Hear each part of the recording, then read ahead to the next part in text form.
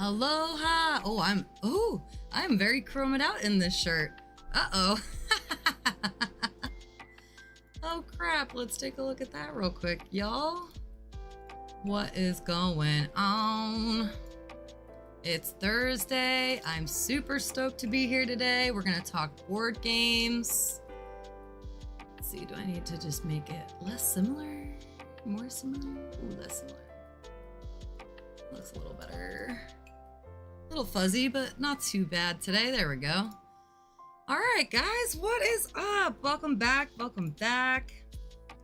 We are here at the hot dog stand, and I am your car hop dames of board games? Question mark? I'm super excited to serve up some board game cozy content today. So we're talking tabletop games, we're talking board games, card games, and this is kind of the whole motivation for me to even start streaming. Was I really want to conceptualize, create, and play with friends a board game or a card game. It's something that I already love to do, playing with friends, and I've always just wanted to have one that I made of my own, and I have fun lore in mind and things that I've thought about in my head for years that I just have never really put into a concept like this before. We have a very loose idea outline of kind of how we want to go, but I thought the fun of this would be streaming it to you guys and getting input from you guys. So I thought that would be kind of some fun things for us to do on stream. Today's gonna be really loose and really, we're just gonna kind of keep it open because I'm honestly not really sure how to start. I'll be totally real. I've done a lot of different research on, you know, where I want to go with things or like rule sets or types of games, but I honestly just haven't locked in to one thing that is the most exciting or one mechanic that I would like to focus on. So I kind of want to take today to explore with you guys, talk about different board games that are already out there, and just kind of, yeah, see where we get. So I hope you guys will give me some input and keep me on it. And yeah, we'll start building something cool. It'd be great if we could build something cool together, you know? Looks like there's an ad running, so I'm just gonna kind of chill here for a minute until our ads are over. But yeah, I'm not really sure. That's kind of the fun thing today, is that we're gonna keep it kind of loose and go out and look at some other people's content, and kind of talk about and react to some of those ideas. I'm gonna be essentially taking notes as well. I've got like a notepad on my screen, but I've also got some handwritten notes here, and I think that it will just be really fun to learn about some games and to learn some concepts from some people that are much smarter than me. And I know it sounds basic, but I kind of want this to just be, I don't know, a fun stream that is just anybody who's interested in board games or making a board game or card game may stumble upon this and say, I don't know where to start. Where did she start? And I have no guarantees that it's going to be the right way or the efficient way. I actually can guarantee it won't be either of those things, because this is the first time I'm ever trying to make a game ever. I've always been a gamer, I've always played lots of games, but I've never sat down and tried to actually make one myself. So we have some tools that we've kind of already gotten started with and gotten some information about. One of those tools, let's pull it up here so we can take a look at it. Oh, I lost my bookmark. One of those tools is called Dextrous. See if I can hop over and share my screen with you all. Okay. So this is a very blank starting point here, and this is Dextrous. So I'll put a little command in chat and it'll direct you to what we're talking about here. So now this is a basically a card game making, tabletop making service. I don't know what to call it exactly. Maybe we should have them. It's prototyping for tabletop game designers. Let Dextrous tell us how they want us to talk about this, right? So it's prototyping, literally laying out your cards, creating the art, putting in flavor text or, you know, the cost of the card and how the card works. And we've gotten some great resources from another gentleman here who runs Tabletop Craft, and that is Dave Jatelma. And right, you had no idea an application like this existed, neither did I. And thank you, Dave. I'm assuming it's Jatelma, or maybe Jatema. But I stumbled across his content today. He has a lot of really great stuff. He puts out a lot of content for creators in general through his Boundless Creator under construction setup that he's doing. You can sign up for his newsletters and everything, so definitely check him out. His YouTube has some incredible resources, and he also has a Discord, Tabletop Craft, where I have gotten a bunch of these things that we're starting out with today, or talking about today. And it's incredible of him to put these things out there and share them with the community. I'm really grateful to him for that. So make sure you get over to his YouTube there in the chat, drop him a sub, check out, he's got all kinds of things, not just board game related, a lot of content related things if you're trying to grow your own channel, and things like that. Great tips and tricks, really a huge fan. So yeah, we're gonna look at some of his content today. I wanna make sure we shout him out and make sure, you know, you guys know we're reacting to his content and getting some inspiration from him, not trying to, you know, piggyback off of stuff he's already made. So make sure he's, you know, well known. Get your subscribes over at YouTube for him. So in Dextrous, I've very limited knowledge. I've just started learning it, but essentially you can create a project, and thank you again, Dave Jatelma.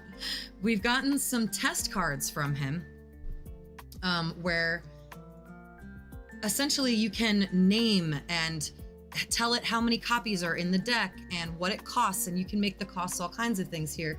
This is a very plain, you know, I don't even, you know, whether you're using red mana, green mana, blue mana, or if these are gems, red gems, whatever the combination of that this example is using, these are how they're kind of programmed in, right? Absolutely incredible.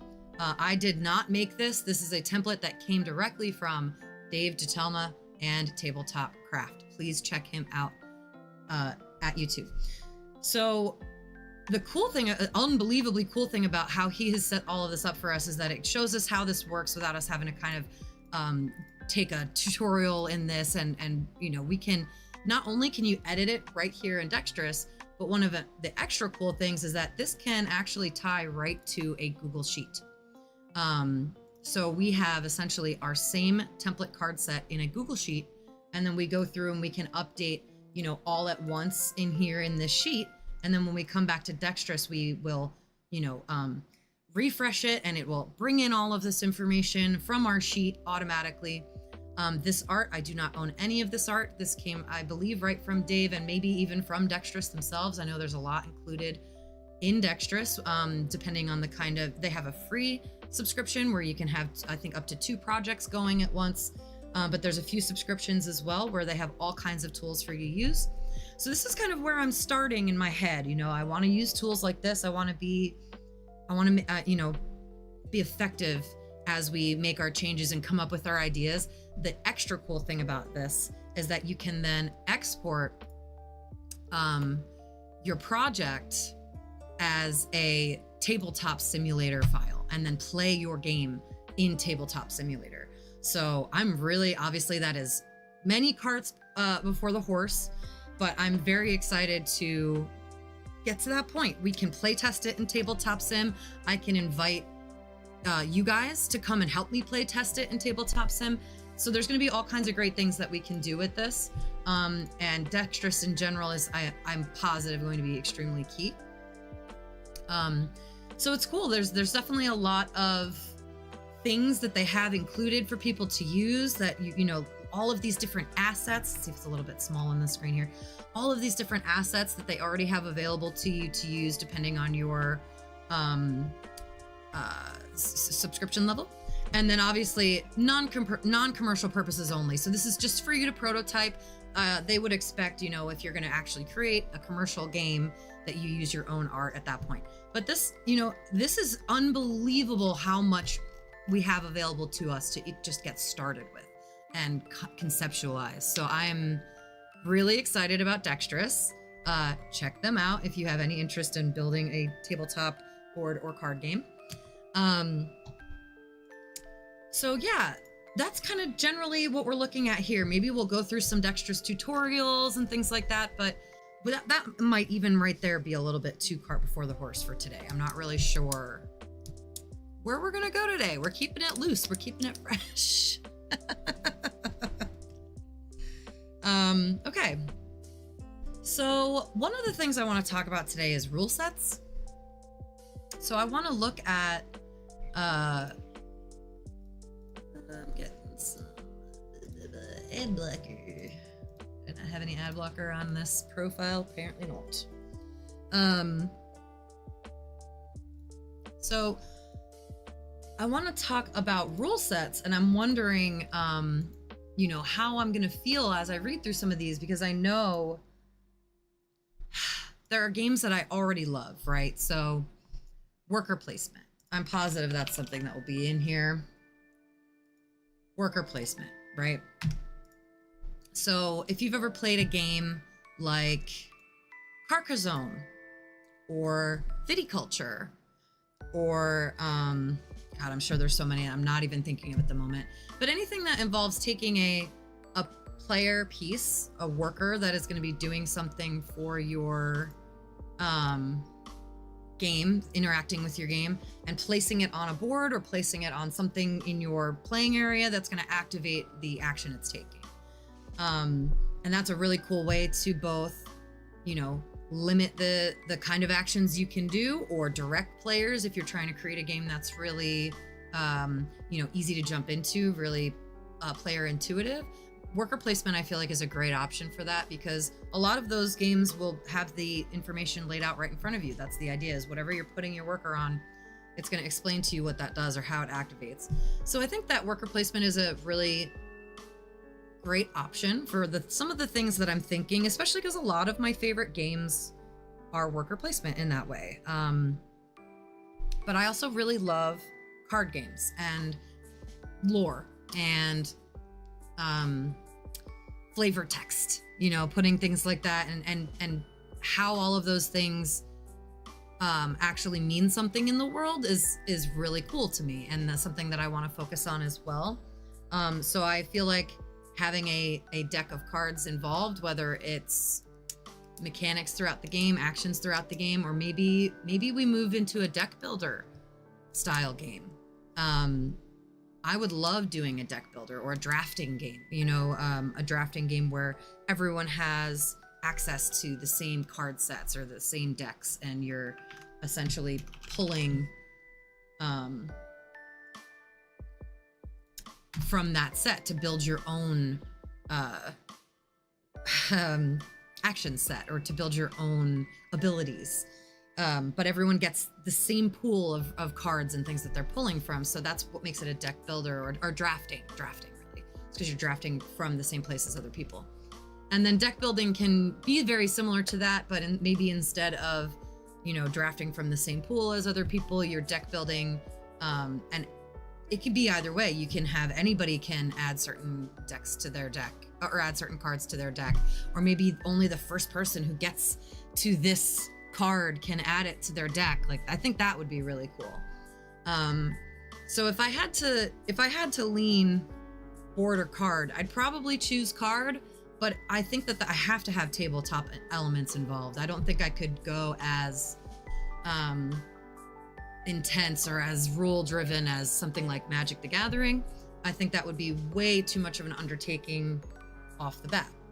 And something that I've heard a lot of people say is that when you're first trying out creating something like this, is to just pick a game that you really like and figure out how you would change it or what you would add to it that would make it, you know, yours in that way, and then figure out how you can tweak it even more to take it away from, you know, the IP that you're originally using. Because that a lot of art is sharing. A lot of art is taking something that exists and changing it and adapting it. So I'm really excited for the idea of taking something that's already out there and putting a spin on it. Actually, on Monday when we were in here, we had one of our audience members, Nerdy Will, was in here, and we were talking about a game called Fromage that I thought sounded really awesome. Cheese. So this game, as he was explaining it to me, yes, this looks so cool. So it's like this big cheese wheel, right? And you're essentially, when you're placing your tokens, the board moves. So everyone places simultaneously, kind of like if you've ever played Sushi Go or any like kind of deck drafting games where you're revealing what you chose all at the same time. It's a simultaneous act where you're placing workers on the wheel in front of you, or on the wedge that's sitting in front of you. And then, you know, as the turns go, the wheel moves, and the wheel that, or the wedge that was just in front of you, will be on the player to your left, and you're now playing on the one that was being placed on from the player to your right. So this is such a cool concept of a worker placement where, you know, it's made a twist. It's taken this thing where instead of just everybody's worker placing on the same board, you're all kind of worker placing on your own board, and then the board rotates and you get access to that same part of the board. Really cool. I've never played it. Will was telling us about this on Monday. Sounds amazing. But that's the kind of idea, like the concept of taking something that exists, tweaking it a little bit, and then making it your own. That I think is where we're going to go with this, because reinventing the wheel is just going to be way too difficult. So, yeah, I think that's kind of what we're looking at, right? So how do we, I guess another idea would be take some elements from multiple games, right? So maybe we have the drafting element from something like Sushi Go mixed with a worker placement element where there's a board, and based on what you're drafting gives you access to certain parts of the board, or the ability to place your workers, period. Maybe you can't place a worker unless you have, you know, something in your action deck that allows you to. So there's a lot of really cool ways that we can combine these different mechanics to make something totally unique or totally different than things I've played before. So yeah, I don't know. Where do we go from here? Maybe let's watch one of Dave's videos. I'd love to do a little reaction to some of his stuff here. He's got some great board game videos, and I want to make sure that we give him appropriate credit as well. So let's pause our music. And let's go over to one of Dave's videos. Make sure I put on my content owner badge here. It's a little out of space. What are we looking at here? Pop this in. Nope. Pop this in. Man, I just did this before. And of course, now that we're here, it's different. Always, always, always.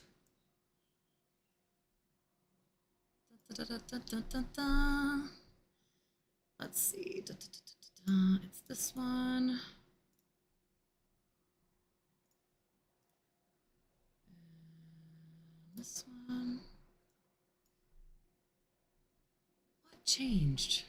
Literally, I just did this stupid thing. There we go. Theater mode is what changed. Okay. See, I'm not perfect.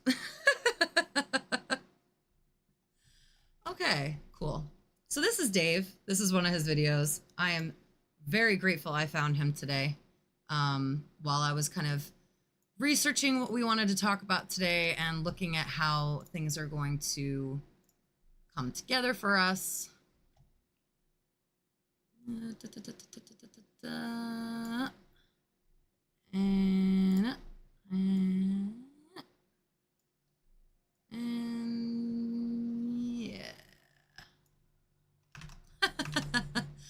It's like, dang, I just did this.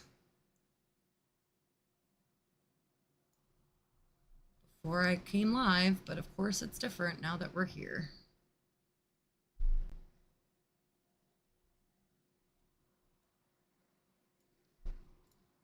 All right. That looks good enough for now. Hi, Will. Welcome back. The application. So it's Dextrous.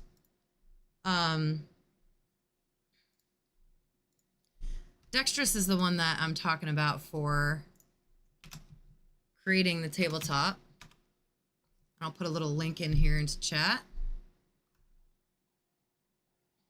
So this is the one I was talking about earlier. I briefly mentioned that I got a bunch of resources from Dave Jatelma that we're going to look at some videos of his today. But this thing is so great. A tabletop prototyper where you can build, you know, everything that you're looking at right here.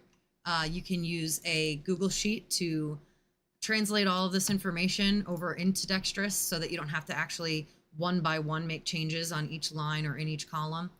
And you can essentially, you link that CSV from your Google Sheets in here.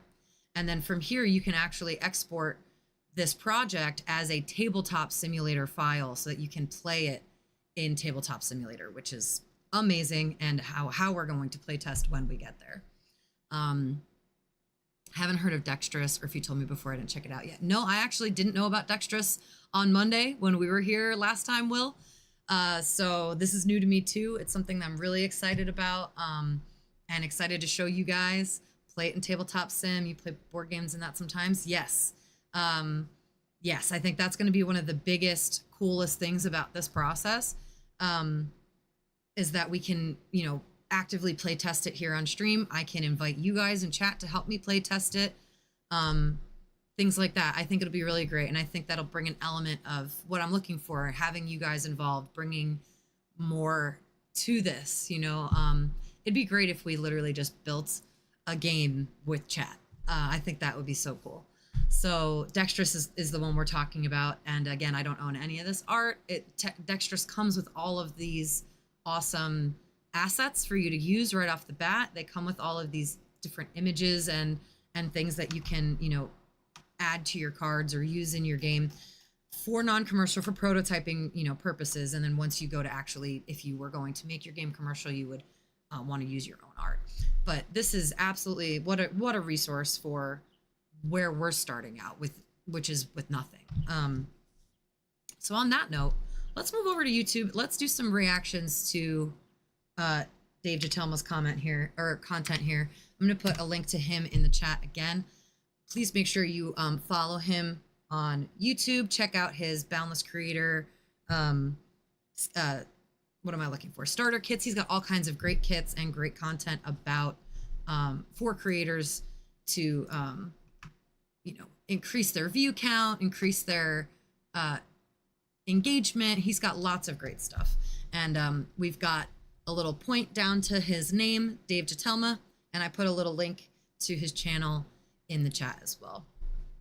So this one, he's literally just talking about how he would design a board game with 10 steps, start to finish. And I just kind of, it's only a little less than 10 minutes. I just want to run through this, make some notes, talk to you guys about it, because I actually really like what he says here. I'm not going to say much more than that. I'll let him speak for itself, but the way he just goes right into it and says, don't even wait. I love that about him, and I'm really stoked. So let's watch. I'm going to lay it all out for you, from conception to completion. I will guide you to unlock the and I hope you're hearing that. Your own tabletop masterpiece, step by step. Spoiler alert, there's a lot of playtesting. Playtesting, yes. So I'm going to need you guys. I think there's a smarter way. Tabletop Simulator. Let's get started. Here's how you do it. Step 1. It's very quiet. The first step to making a board game is to get inspired. There is a good chance that since you're watching this video, you're already past this point, but We are. maybe We're not, inspired. because it We takes have as long as ideas. it takes. Whether it's a week, a month, or a year, inspiration is kind of nebulous. Yes. But there are a few things We're gonna you can do to this. get inspired.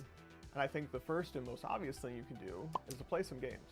Yes. Are there any games that you and your friends really enjoy playing? Are there anything in those games that you think you might want to try for yourself? Are there a combination of mechanics that you could combine from multiple games that you think might pair interestingly together? Yes. Is there a Awesome. mechanic that you think you might even be able to do better? Maybe. Go try it out. Go get inspired. Do a little bit of research. What do you find guys? some What kind of you games think do you might be guys like to interested play? in I'd trying love to one know. version of and play them. Drop Take some game notes. names in Go the figure it chat. out. Go get inspired. Step 2, dream. Step We 2 are to making a board game dreamers is to here. dream. Take your inspiration and dream big. To do some what ifs. What if your game was complete? What would it look like? How many components would it have? What are they made of? How do you want your players to feel when playing your game? Take some time and brainstorm a little bit. To think about all the things that you want to achieve and write them down. Get it all out. Dream big. Is this a game for your friends and family? Or is it something you want to crowdfund or even pitch to publishers? Would you like to go to conventions and have others playtest your game? What are all of your goals? Write them down. That would be Dream so big. fun to go to conventions. I should probably stop and say real quick, hi, my name is Dave Geltima. and Geltima! welcome to Tabletop Craft. There it is, It's a place Geltima. for new game designers to learn their craft. If you find anything in this video helpful, One I more would time appreciate for it good if you toss measure. me a like. Anyway, on to step 3, where I suggest you do something different. You might be thinking the next logical step is to plan. I disagree. I think instead you should be doing some prototyping. Step 3 is to validate your ideas. This is why we Every went list right to that I've been able Dextrous to today, you find guys. suggests that the next We want to logical start step with is to plan prototypes. things. Let's do And I it. disagree. As a beginner, I think the next step should be prototyping and experimentation. Don't confuse this with actually making a prototype or an MVP. That comes later.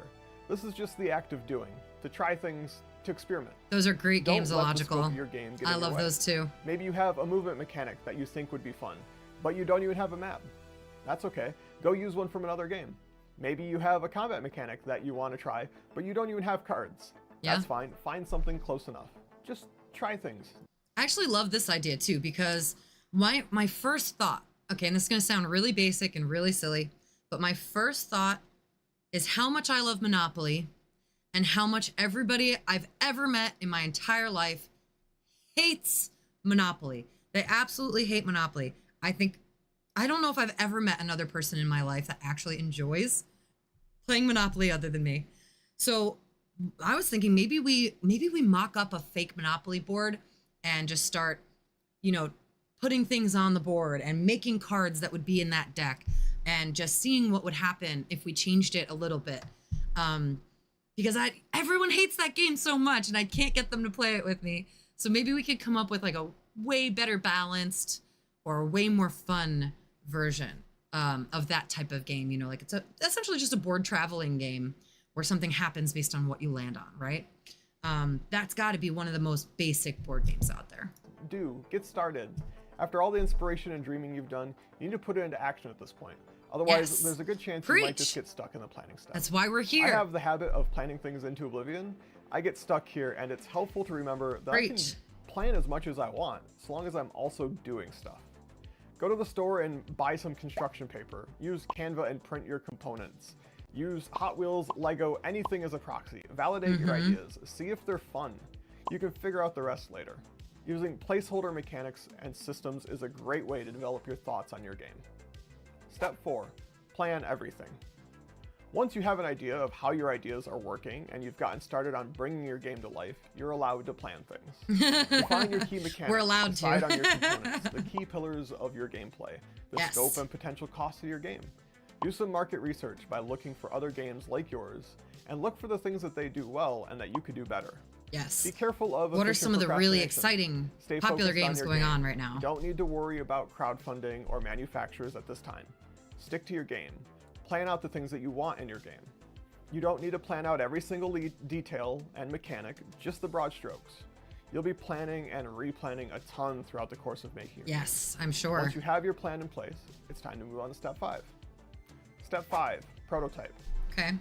Step 5 to make a board game is to take all of the plans you've made and turn them into a minimum viable product, your prototype. Actual Get your game tangible playable. product. Just keep in mind that it only needs to be bare minimum. Yeah. You don't need card layouts or even components from Amazon. Just make something that works, minimally viable. Try not to spend too much time putting this together. Maybe a night or two is all it should take for you to be able to try things out. There is no sense in spending a lot of time on things that can be dropped or changed at a moment's notice. So true. You don't want to spend a ton of time making your prototypes. You should be working on your design instead. Just make something simple. Game design, game Step design, 6, game playtesting. design. You have a game now. Congratulations. Welcome to step 6 of making a board game, playtesting. You'll be doing this a ton. The key to playtesting is to do it often. It is by far the best way to learn. I'm gonna need you if the guys. changes Help you me are making playtest. are having an impact on the game that you want them to. In order to playtest often, you need to be able to make changes incredibly quickly, or you'll spend more time making your game playable instead of playing your game, which is where you learn if the things you're changing are working at all.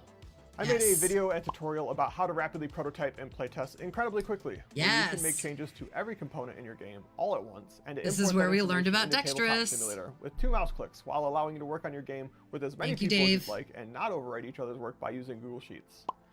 You can find that by clicking or tapping up here, or linked in the description of this video.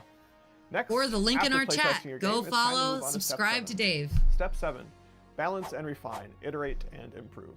Step 7 of making a board game is to plan everything. Again, redefine your key mechanics, decide on your components, the key pillars of your gameplay, the scope and potential costs of your game, do some market research.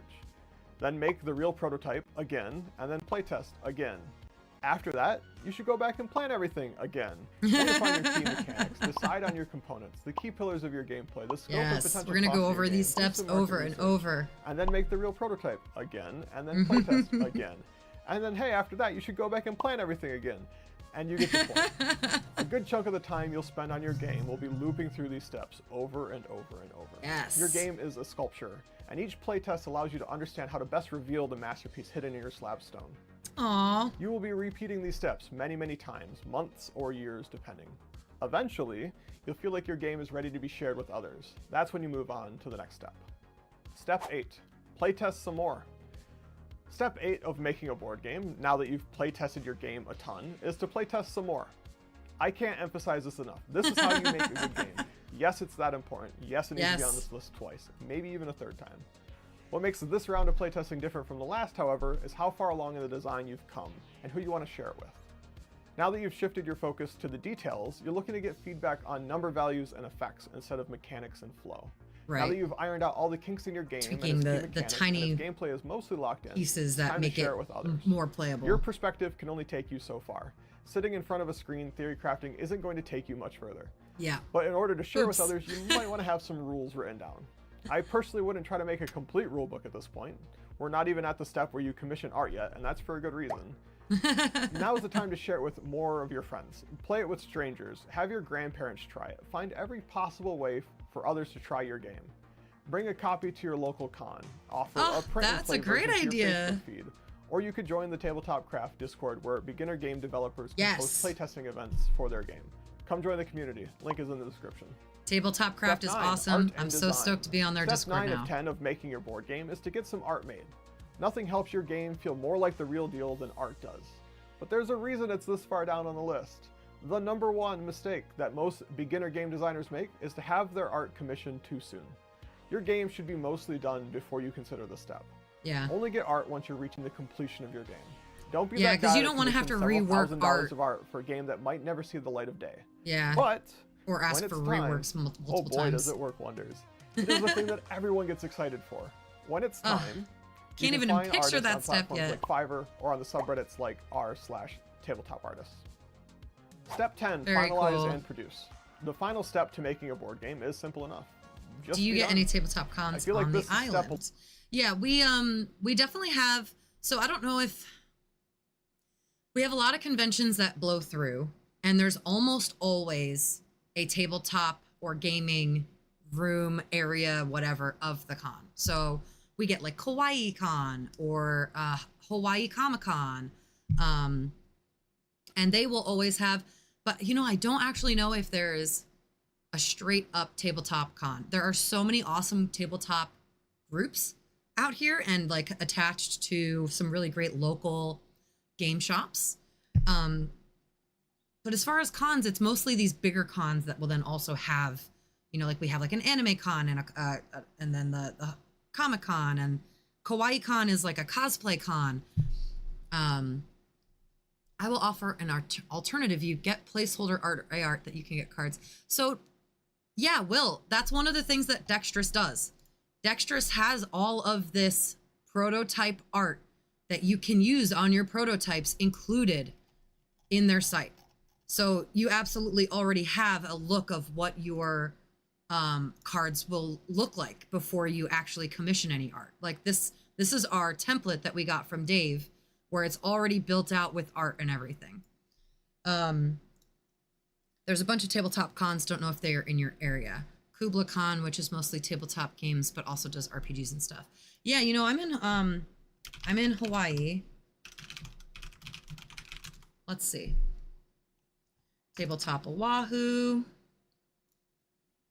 Here we go. May 31st, it's coming up soon. So here's one, Tabletop Oahu. See tabletop gaming at Comic-Con Honolulu. I knew that one was there. So this one's like part of the Hawaii or Honolulu Comic-Con convention. You have a friend who's won awards at World Board Gaming Championship Cons? That's amazing. Like playing? Tabletop Oahu. Is this the same one? Yep, this is the same one. Tabletop Oahu. So it looks like that's probably the biggest one. Tabletop Oahu. And then, yeah, here's Kawaii Con. Kawaii Con has a tabletop gaming section. So yeah, I guess other than piggybacking off of the other cons, this is the one. Tabletop Oahu. I wonder if there's still spaces. Saturday and Sunday. Oh, it's only the second con. This is only the second one? Oh my God, how cool.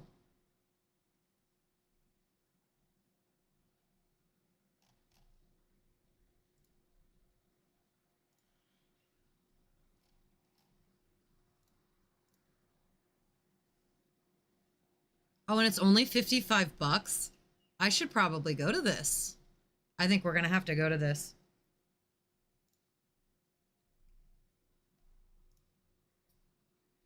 It looks a little bare bones, but if this is only their second one,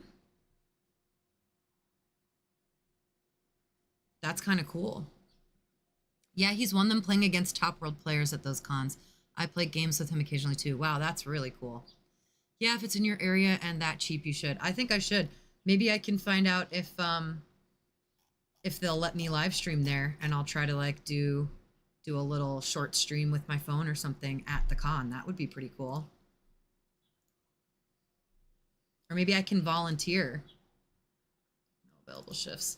So yeah, I'll have to look into this because it looks like it's been around, but like this may only be their second one ever, which is actually kind of exciting. It'd be cool to get in on a con that's kind of young on the island. So I'm gonna go ahead and bookmark that.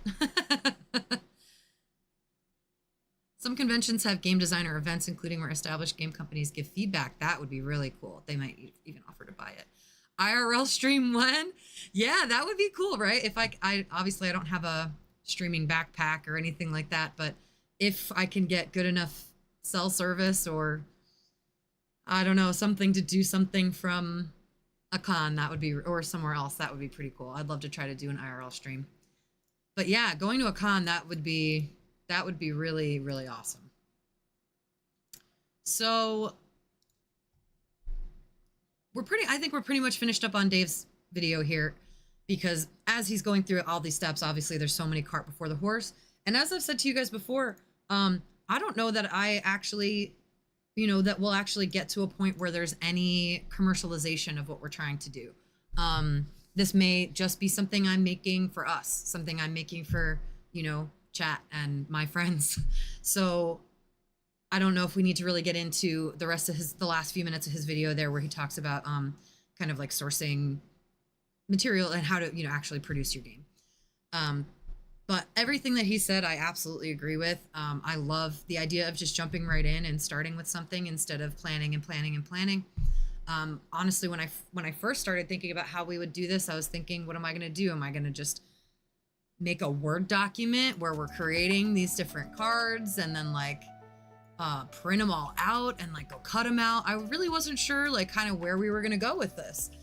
So finding Dave, I've already forgotten, Jeltima, finding Dave Jeltima's content and Dextrous through him, and then these great little starter kits that he has, just really rocketed the ideas today. Gotta jump, and if by some miracle you're still going when I get home, I'll hop back in. Thanks, Illogical. Hope you have a great night.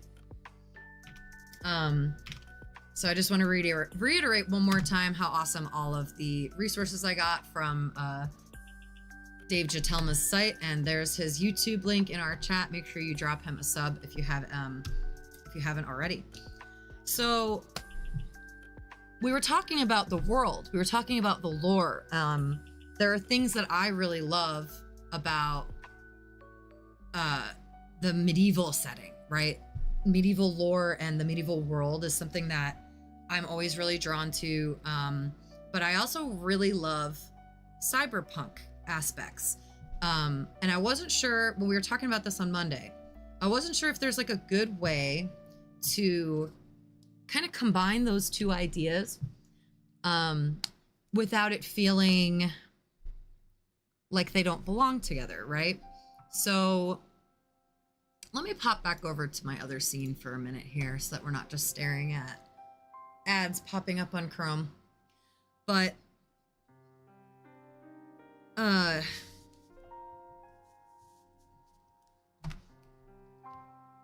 am I trying to say this? I guess we talked about this on Monday. A good example would be something like Horizon Zero Dawn. If anybody's played or seen anything from that video game, it's apocalyptic. It's not medieval, but it's apocalyptic, cyberpunky in the way that the world is connected to these machines, but the machines themselves have a feel of being alive, of them having, you know, some kind of actual living feel, free will, essentially. It's the same kind of idea as, you know, maybe the robots getting a free will, except you love Horizon Zero. The story is so fracking fantastic. Same. I absolutely loved this game. We actually, gosh, I think it was 3 years ago when I was first starting to stream. This is one of the games that I played on stream quite a bit. And the cyberpunk feel mixed with the natural world feel is something I love and something I would love to include in my lore. Another example of this, if anybody's ever played Guild Wars 2, is the Asura. Their world is also very cyberpunky, and the way that they use technology and magic is more alchemy as opposed to maybe drawing from mana. And that's something that I also really like, is having magic be something that is kind of a tangible scientific thing as opposed to a natural well of that you're pulling from, if that makes sense. It's kind of trying to get my words and thoughts together on these ideas is escaping me, so forgive me for not being extremely eloquent, but that's kind of where I'm going, is that this kind of idea that these worlds, these things, they're alive, but they're alive because of maybe a neural network or some other, you know, networked connected feel with technology, as well as being set in a natural world. And as far as like medieval goes, or what kind of world I'm talking about there, Witcher 3 and just the world of The Witcher. And I'm pulling all of these from video games. Bear with me because we're talking about lore right now, and it's a lot other than things like Magic the Gathering or Gloomhaven, things that are pulling from like the D&D feel. I honestly don't have a whole lot of experience with board games and card games that have this kind of lore feel. So a lot of these ideas that I have that I would love to put into a tabletop game are coming from my experience with video games.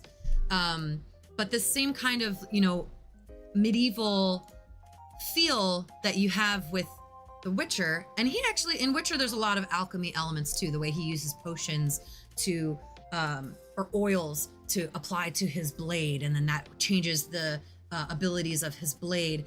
Things like that, I think are so cool, and exactly the kind of mechanics and abilities that I want to drag into this tabletop world, where, you know, the alchemy magic that you're using then can change an ability or add an ability or maybe alter another player's ability. You know, there's so many ways you can go with that. Yeah, so there's some of the ideas, and then the biggest idea that the biggest dream that I'm loving that Dave, in his steps of making a board game, you know, his like first step is, or second step is dreaming. You know, you have your ideas, you have your inspiration. Now you're just dreaming about what this could look like, what it could be. I've been doing that for so long that it just feels good to be moving out of that step and into actually putting the pieces together. And the dream that I've had for so long is a game that is attached to lore in the same way that Magic and D&D do.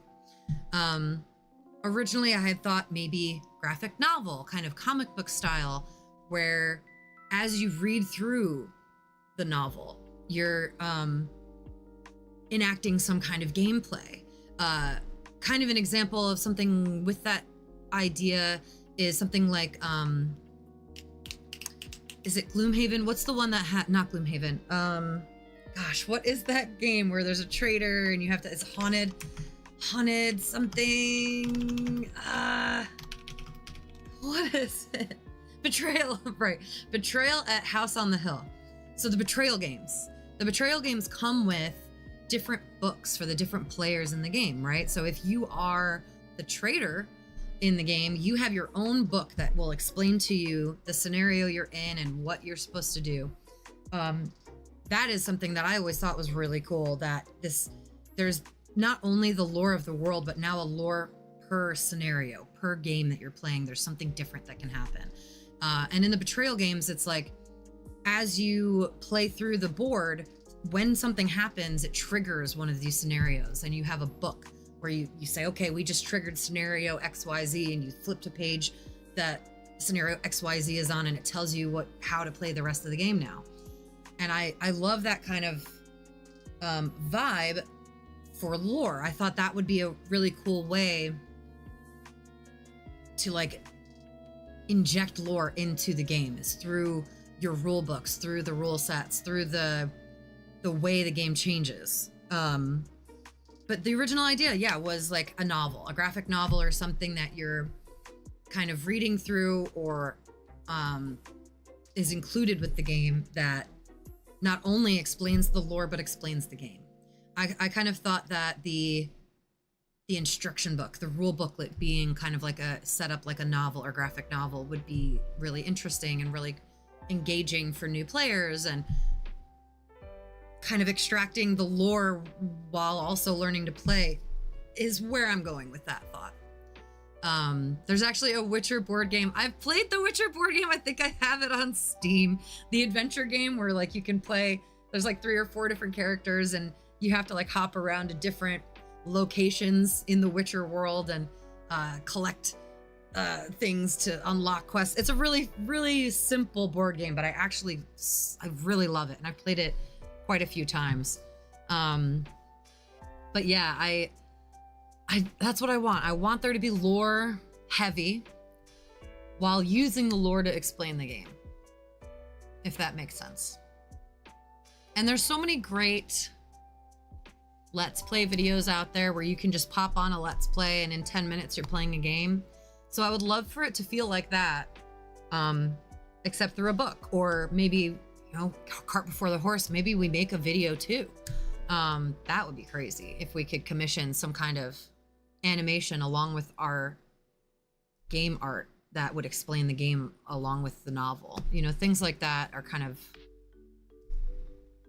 where I'm thinking a little too far ahead, but don't want to forget that I have those ideas. If that makes sense. Oh, hi Zelmiro, thanks for the follow. What's up? Welcome in. I don't know if I actually, did I hear that? I didn't hear that play. Or maybe I have the follow sound turned off, I'm not sure. But welcome in, Zelmiro. Nice to see you. So, where do we go from here? How do we, maybe we just get into Dextrous?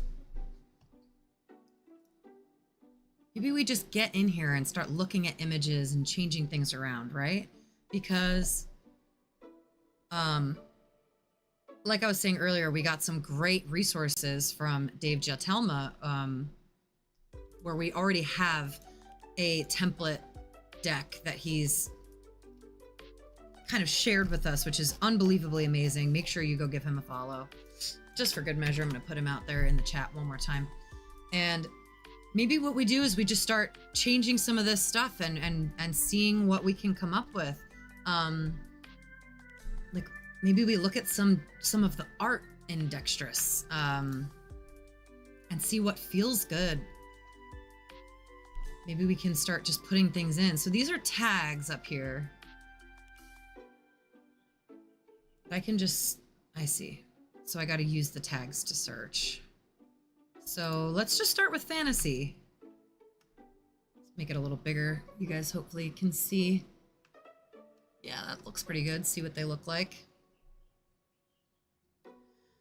So I want to think about the world. Maybe we need to let's add a folder. Let's call it inspiration. And we'll just start dropping things that we like in there, right? Gosh, there's so much. Like, how do we even begin?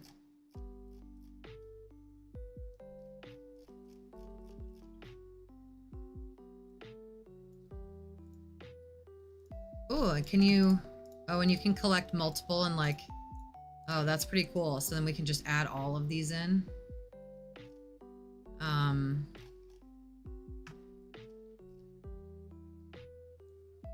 Oh yeah, you drag and drop. Okay, that's pretty cool. So,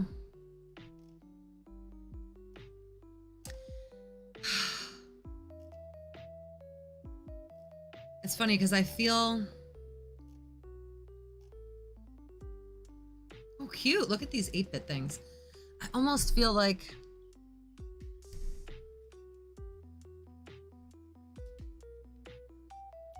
I don't know how. Oh, let me turn off that little content owner. Okay. How can I articulate what I'm thinking here? I don't know where to start with the image in my head of how the cards in the deck should be, because we haven't really thought about what mechanics we're going to use. I mean, that's a lie. We have thought about it extensively, but we haven't chosen anything. We haven't pinned anything down yet. So I just want to get some inspiration from some of this art. I'm loving the 8-bit. Maybe let's make 2 folders.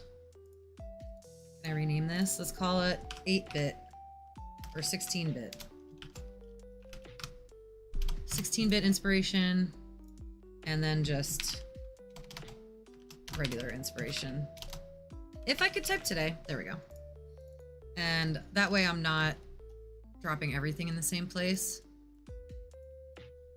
But yeah, like all of these are all so cute. I love all of this. Let's get all of this 8-bit stuff, or 16-bit stuff, whatever. Yeah, wow, look at that. And it just puts it right into our folder there. This is our 16-bit inspiration folder.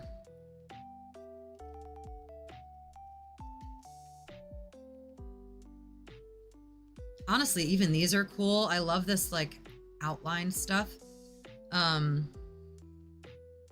But again, this is all prototype art. So this is just placeholder art. In the future, we would replace it with art that we either made or commissioned. Oh, look, some frames. Backings. Pretty cool.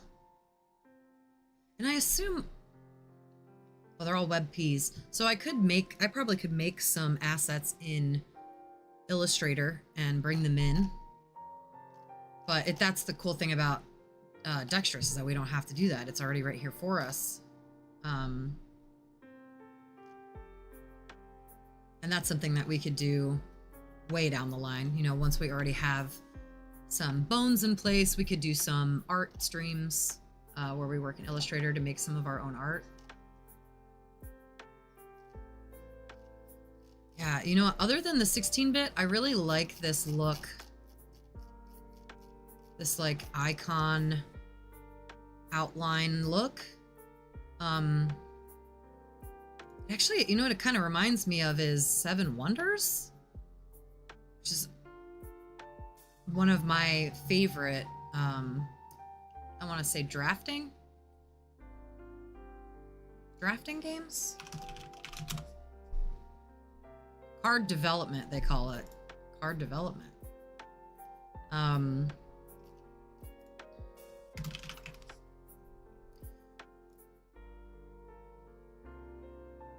Yeah, this one is cool because it has the card. It's basically decks that you're playing with, but it does have these other elements to it. You know, the coins and the different tokens that show you where you've been and what you're doing. But this art gives me that same kind of Seven Wonders feel, this art here. Really like this. So I'm actually gonna snatch all of these too. Not sure where, maybe here?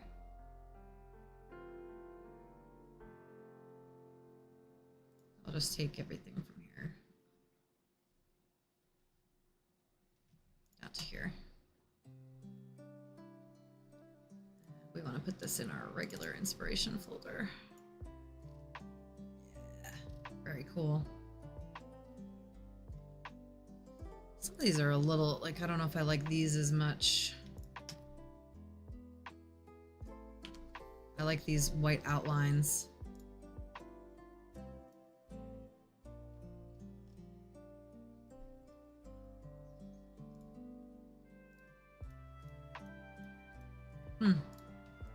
Wow, it's cool how many different kinds of assets they have in here.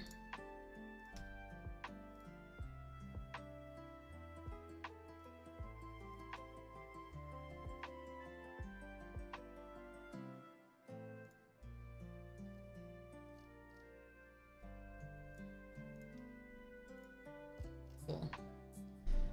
Yeah, this is cool. And it's got that medieval feel that I'm looking for, you know what I mean? Like that. Maybe not centaurs, but the castle and the catapults and knights on horseback. Like that. I like all of that.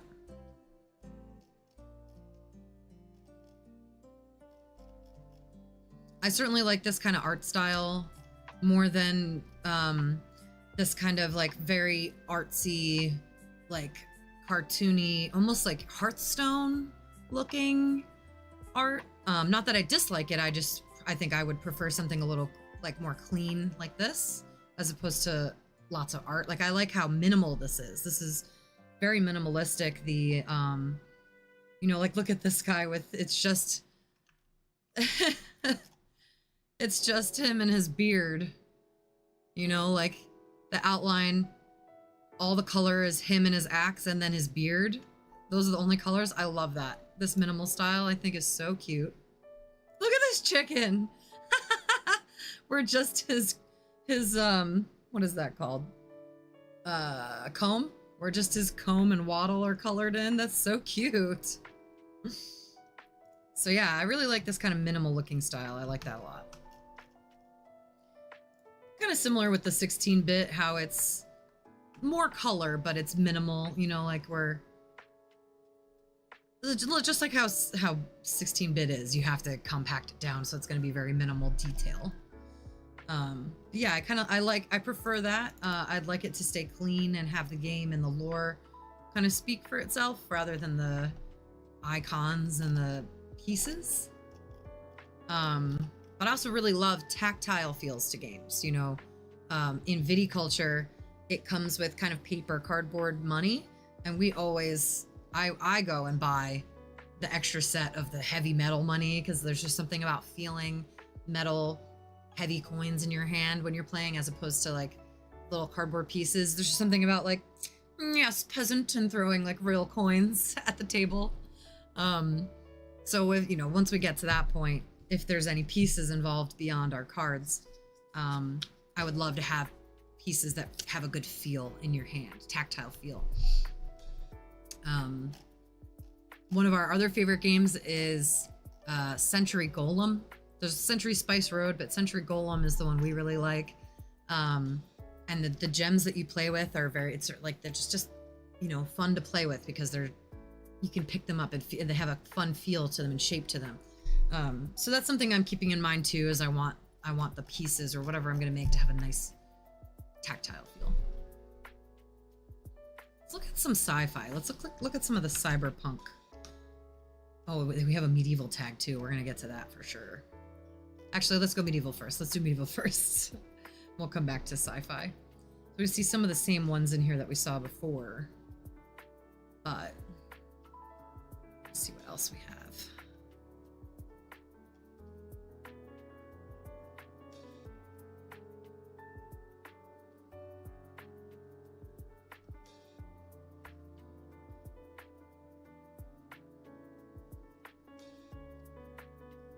These food icons are making me hungry.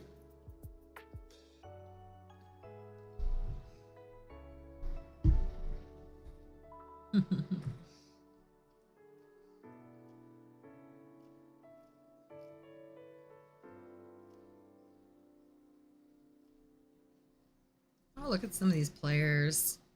Little faces.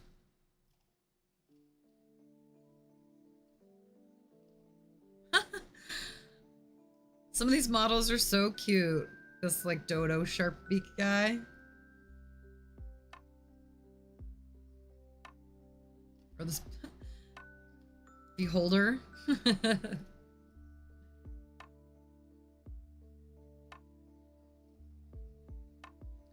Here's our 8-bit guys again, and that's pretty much it in medieval. So I think we found some good stuff so far. Let's look at sci-fi.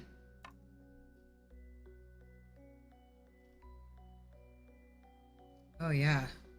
How cool. Like just zoomed in components, like is that like a gentry or sentry gun?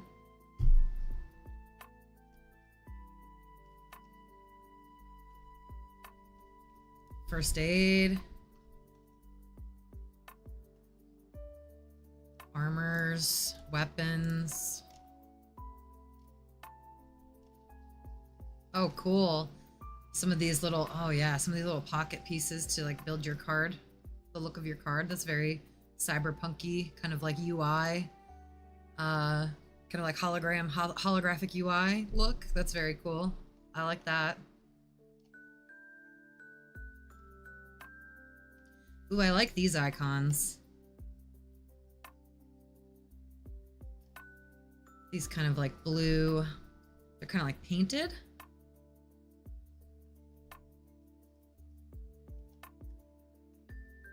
Oh yeah, these painted icons are really cool. Look at all these different colors.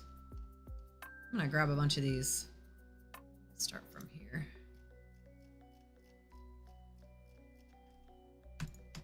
Let's just put this in our general inspiration. If we can get down there, Hilden.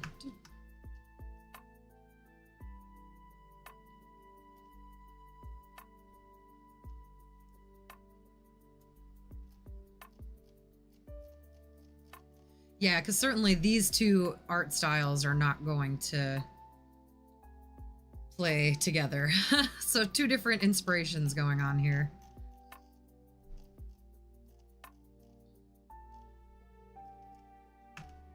Oh, a little too big. There we go.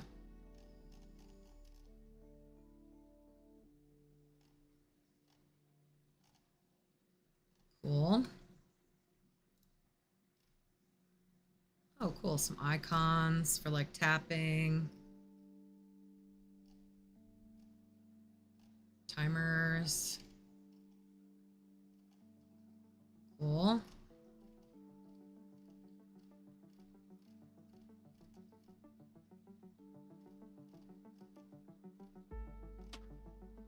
Very cool. Wow, there's a lot of, and I love that they have white so that you can like plop it onto another background instead of having to use the... Oh, how cute. These are very cartoony, but very cute. Candy, like Candy Crush.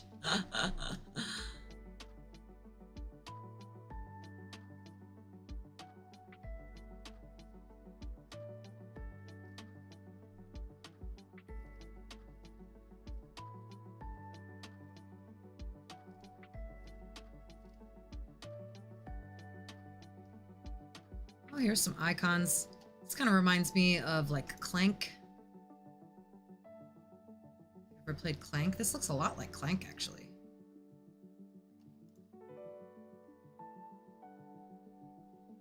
Magnets.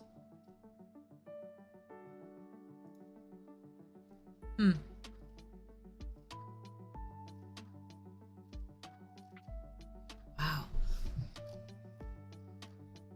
There's so many options. I like these painted ones. I know earlier the other ones were a little too cartoony, but these painted icons are really cool looking. These badges, I guess they're calling them.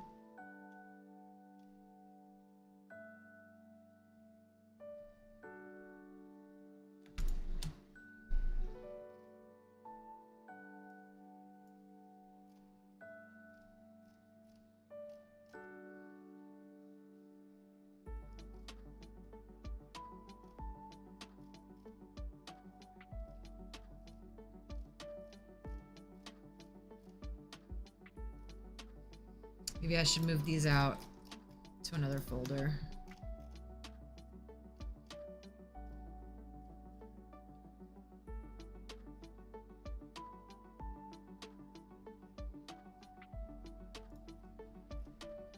Oh, there's a subfolder in here.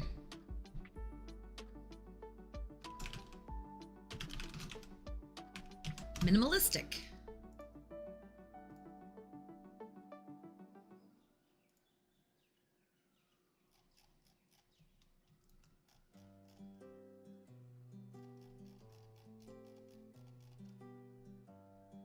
How am I gonna move that stuff in there? Maybe zoom out a lot.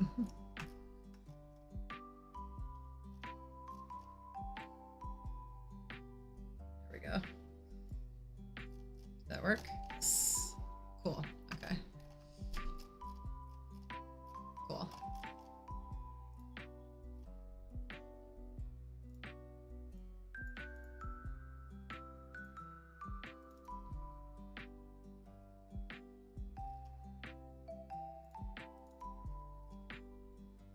Cool.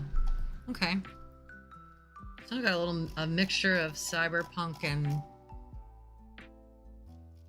Renaissance painted things in here.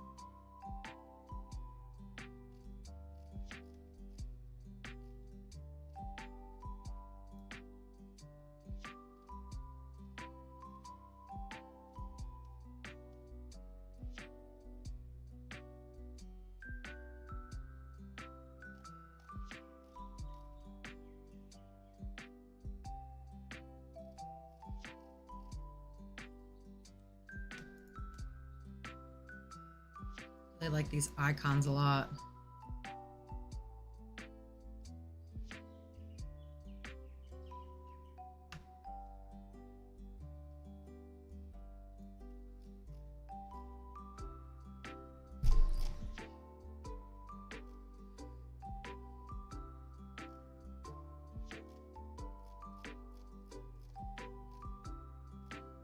Hmm. Okay. So now let's say, oh, these are card layouts.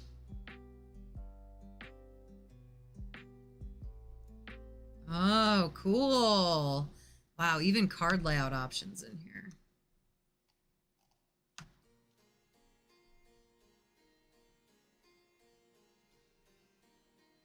This is like, hmm.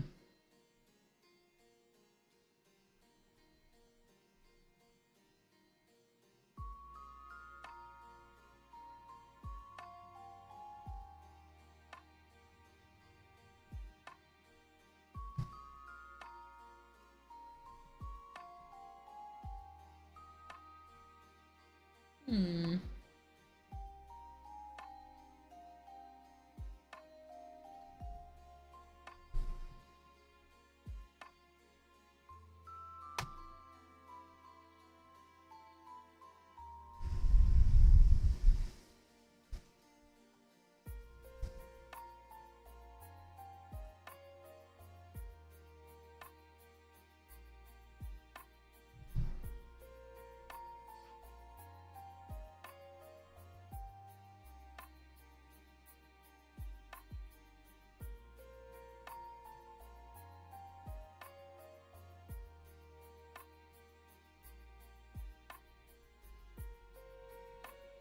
Cool.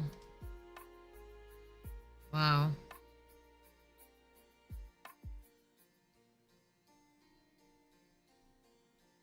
So much to think about.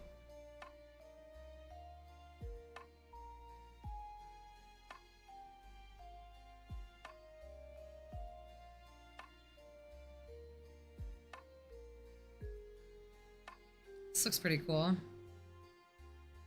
Very cyberpunky. Oh, fun. I love this 8-bit look.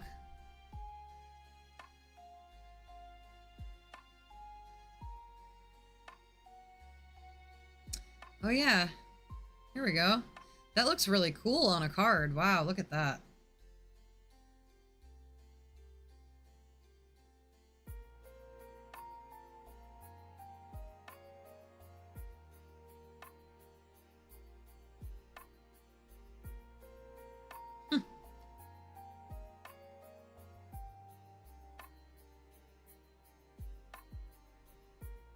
And these are all just built-in layouts in Dextrous, so this is so cool that this is all available just inside Dextrous.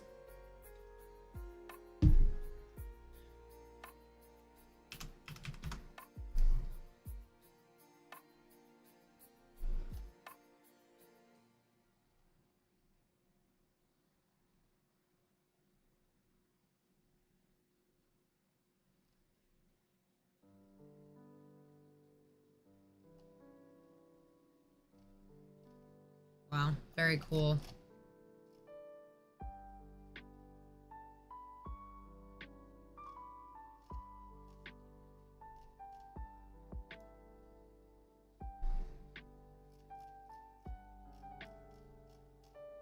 I'm just gonna save a couple of these so we can play around with them.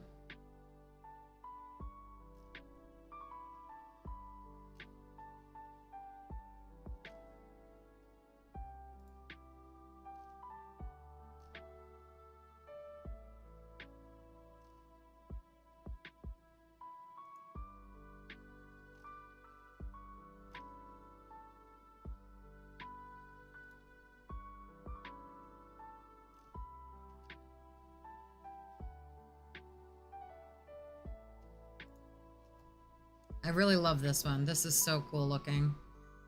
How, whatever, I don't know if it's mechanics or abilities or this like drop down. It looks like a little drop down from its power, the little icons that it has. I love this look. That's so cool. And like a little space for some flavor text. I don't know, obviously. I don't know what we're gonna want on our cards yet because we have no idea what our mechanics are going to be yet.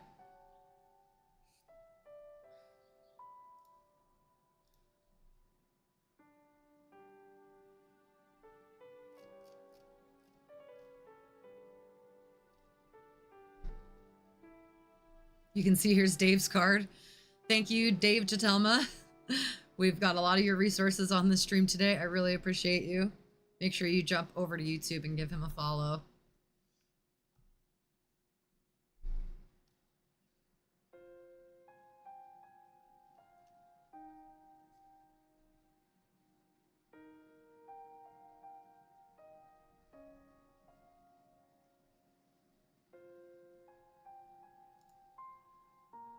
Oh, okay. Let's zoom out.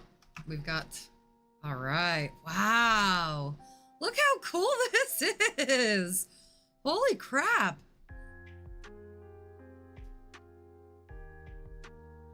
Let's call this minimalist.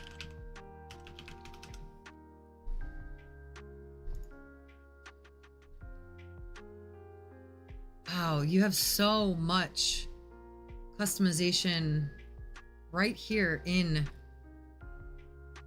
Dextrous.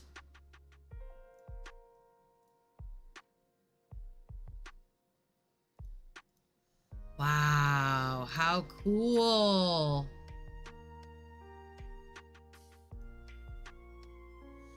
So, okay, title and description.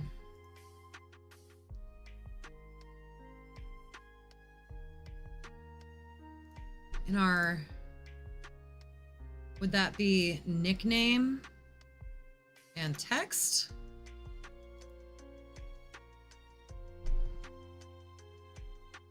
Let's see, let's look at Dave's layout and see how it looks.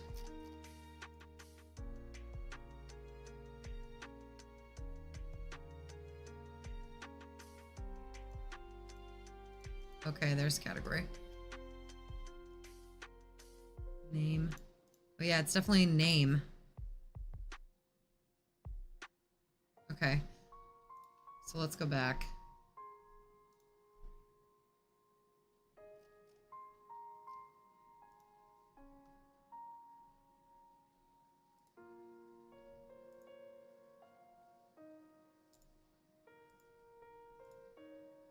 Do I just rename it?